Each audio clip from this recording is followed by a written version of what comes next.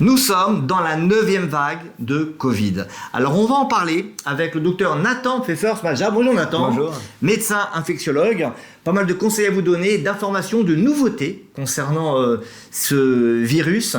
Juste avant, je vous rappelle que PUM c'est une chaîne totalement indépendante de l'industrie pharmaceutique et agroalimentaire. Notre seul soutien, c'est vous. Alors n'oubliez pas de vous abonner, de liker, de partager, bref, vous savez faire.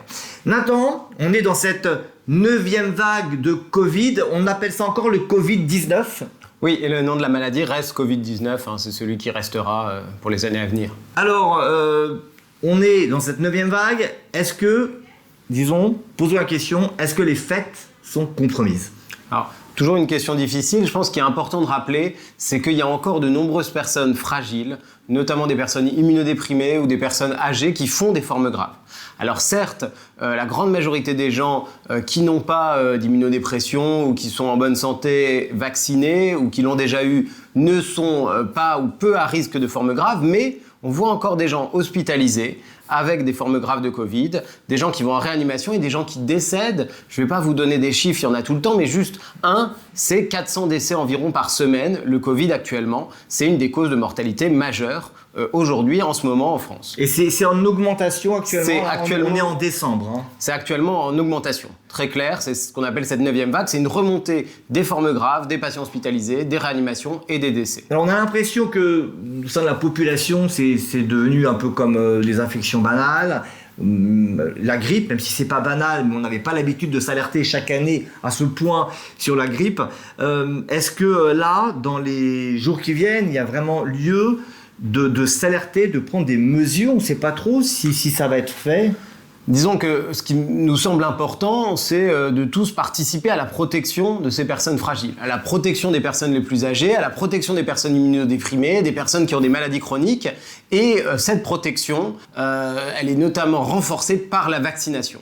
Et c'est très important pour les personnes fragiles, et on le sait, d'avoir une vaccination récente, un rappel de moins de 3 mois, un rappel récent pour éviter de finir à l'hôpital. Il est très clair maintenant que pour quelqu'un qui est âgé, quelqu'un qui est immunodéprimé, un rappel récent diminue le risque de forme grave de 60 à 80%.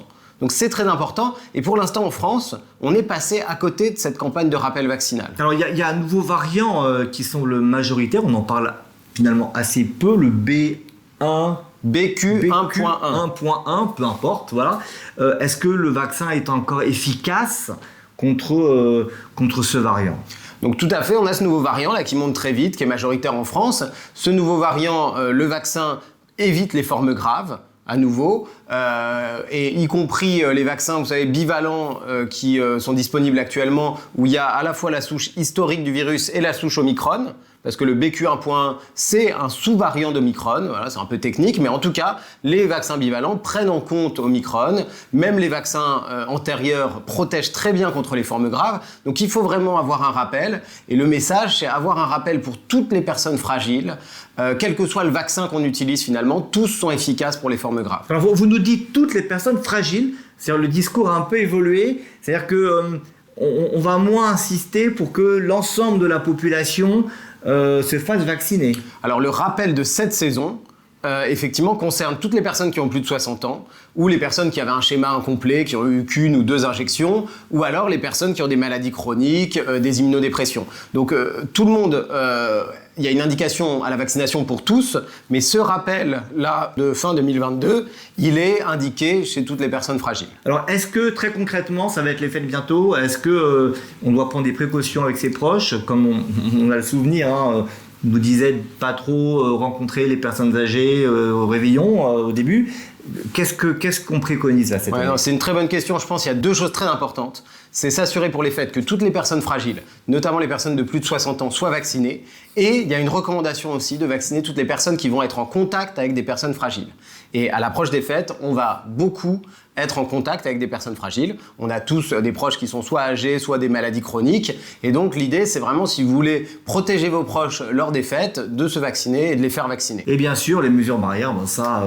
Voilà. On l'a déjà suffisamment dit. Bon, c'est très clair, donc un message d'alerte, mais en même temps, des choses possibles pour protéger nos proches, pour se protéger. Et peut-être rappeler qu'on peut combiner ce vaccin avec celui de la grippe, qui est aussi tout à fait indiqué chez les personnes fragiles et à risque de grippe sévère. Ouais, la grippe qui tue, hein, comme chaque année également. Merci beaucoup Nathan. Merci. Merci à vous. Et pour la suite, pour d'autres infos, des conseils pratiques, n'oubliez pas de vous abonner à PUMS. PUMS.